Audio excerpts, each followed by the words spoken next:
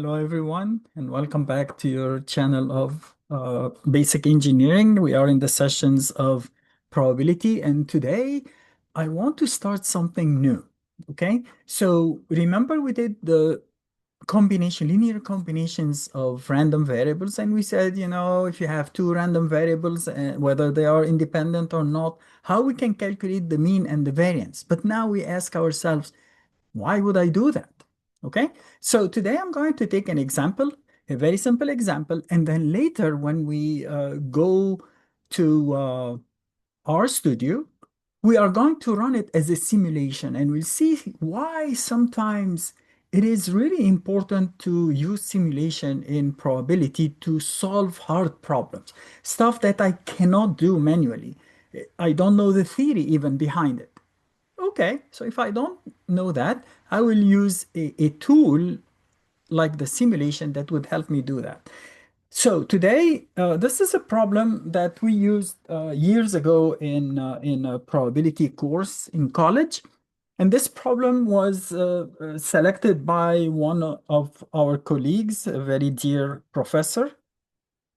Um, and he came up with this idea of an assembly, some kind of an assembly where I have X1 is the base, and then I have two walls, let's call them right and left. And each one of them was normally distributed. The mean of X1 was 105 units, let's say centimeters. X2 is 40 and X3 is 35. So if I ask you what is the dimension of the gap, you would say, okay, it's easy, just subtract and you should get 30, right? This is 30 centimeters. And I said, but is that exactly 105? And is that exactly 40? Is that exactly 30? No, they are normally distributed. So the dimensions themselves are normally distributed. And I want to get the gap. And it turns out here we know something interesting. You don't have to prove it. Take it from me. I'm not kidding you. Is that the linear combination of normal random variables is itself normally distributed. So you don't need to prove that. We know that the gap will be normally distributed, right? Because it's a linear combination. It's x1 minus x2 minus x3, right? However, they told you these are not independent somehow. Okay, so you cannot assume independence. In fact, here they give you what we call a variance-covariance matrix. These are the variances of x1, x2, x3, and this is the covariance of x1 and x2. This is the covariance between x1 and x3, and that's the covariance between x2 and x3. Okay, so we know that these are not independent. So how do we find the distribution of this gap?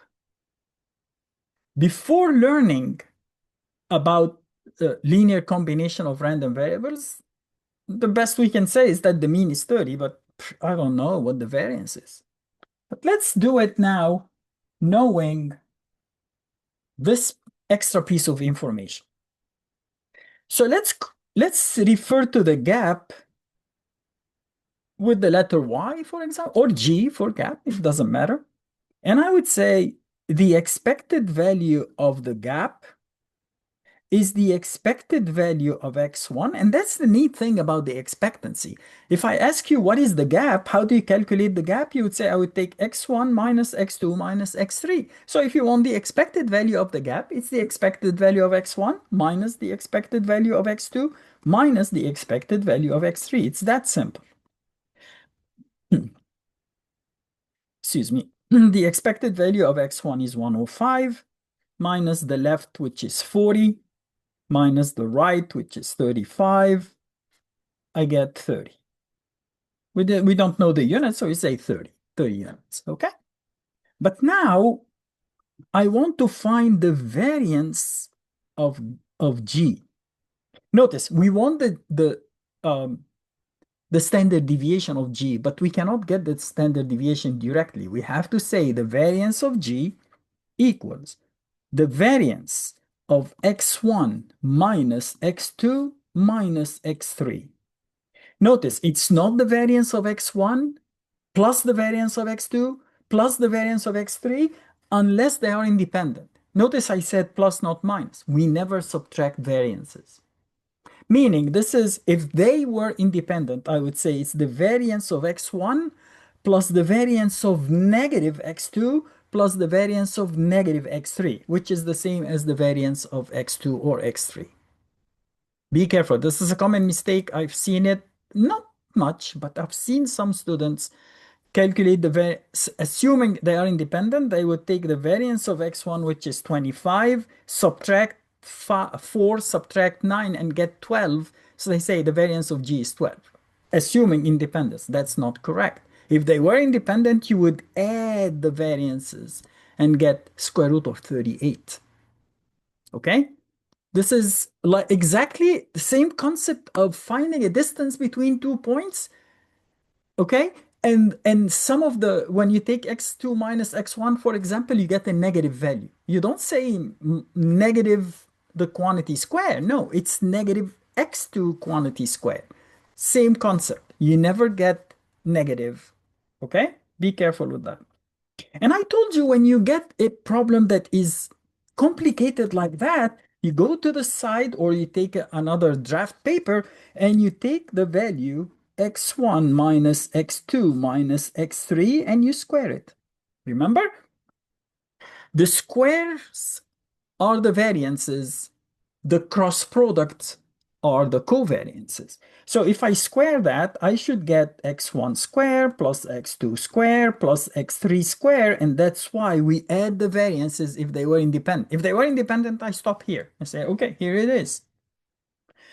But now I have negative 2x1 x2, negative 2x1 x3, and positive 2x2 x3, because it's negative times negative. Okay? Alrighty. So now the variance would be 25, 25, 9, and 4 and 9, right? These are the first three. So plus 4, plus 9, and then negative 2, x1, x3, 2 times 3. Negative 2, x1, x3, times 5. Plus 2, x2, x3, which is 4. So I get 25 and 13 is 38, minus 6 minus 10 plus 8. Notice we subtracted 16 and we added 8, so it's like we subtracted 8, so this is 30. 30 square units. So the standard deviation of G equals the square root of 30, which is roughly 5.5. Okay, you can use the calculator, and we say G is normally distributed with a mean of 30 and a variance of 30. Remember, I said I don't like to write it 30 because some people, especially in management, they use the mean and the standard deviation. But in statistics, we say no, the normal distribution has two parameters, the mean and the variance. So I prefer to write it like that, which may look ridiculous, but it takes away the, this is 5.49 probably. Let's say the square root of 30, 5.48. 5.48 to do decimal places. And now you see I can answer questions that were not easy for me before. If I tell you, for example, suppose I told you I am producing 100 such contraptions, such assemblies, 100 assemblies. And the specifications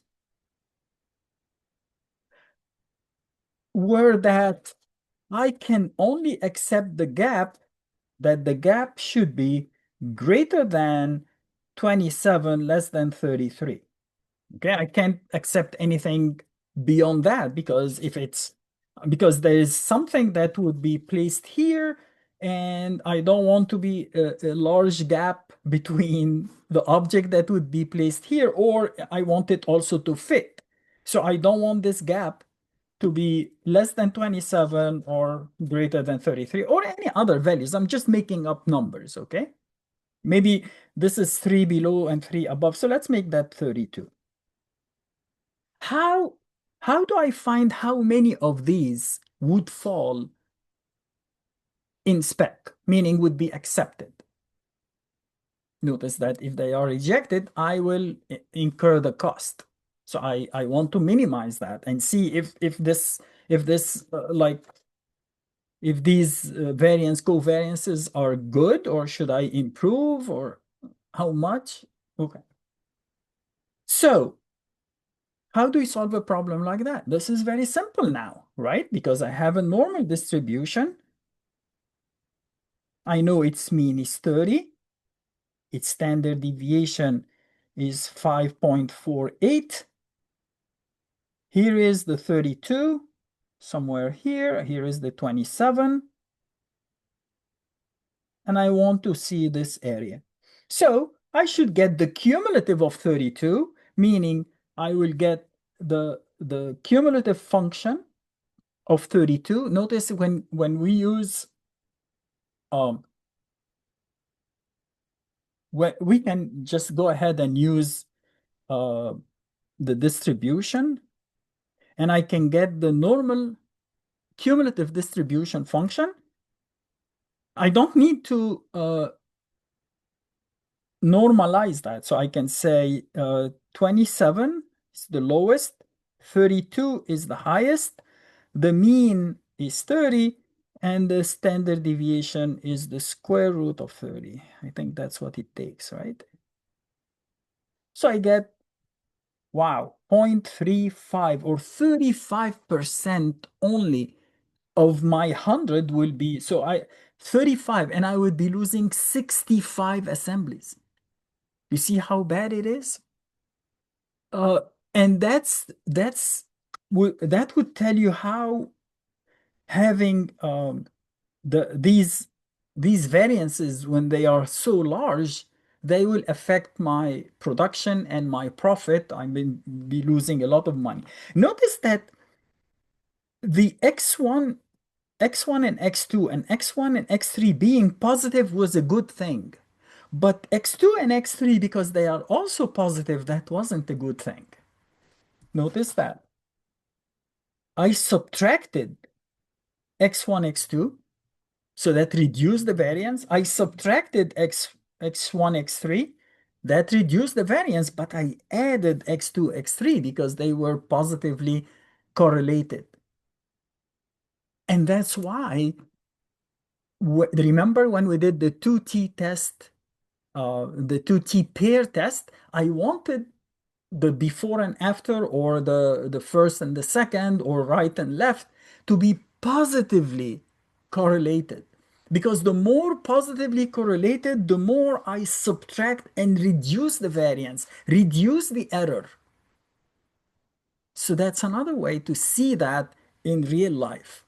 Notice that in the old days, because if we were going to use tables, I would have to standardize that. It's not a big deal. I could say it's the cumulative of 32 minus the mean over the standard error